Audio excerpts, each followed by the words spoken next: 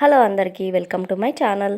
నా లాస్ట్ వీడియోలో శివరాత్రి నది స్నానాలు కంప్లీట్ అయిపోయాయని చెప్పాను కదా. సో అదే రోజు మేము కాశీలో మా రూమ్ చెక్అవుట్ చేసేసి ఆటో మాట్లాడుకొని ఇక్కడ కాశీలోనే సారనాథ్ బౌద్ధ టెంపుల్ అలాగే ఆర్కియాలజిక్ మ్యూజియం ఉంటుందన్నమాట. వాటిని చూడడానికి బయటకు వచ్చాము. ఈ బౌద్ధ మతము పుట్టింది ఇక్కడే అన్నమాట.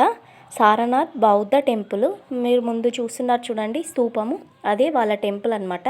ఇక్కడికి ఫారినర్స్ అలాగే చైనా, జపాను, కొరియను ఇలాంటి వాళ్ళు వచ్చి ప్రార్థనలు చేసుకుంటారు. సో చూడండి, వాళ్ళు వాళ్ళ మంత్రాలన్నిటివి చదువుకుంటూ ఆ స్తూపం చుట్టూ తిరుగుతున్నారు. ఆ స్తూపం చాలా పెద్దగానే ఉంది.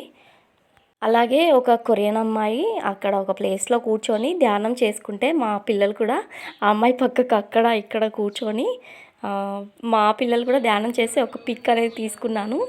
సో లాంగ్ వీడియో నేను కింద లింక్ ఇచ్చాను, వెళ్ళి చూడండి కంపల్సరీ. మీకు ఇంకా క్లియర్గా ఎక్స్ప్లెయిన్ చేస్తూ వీడియో అనేది తీశాను.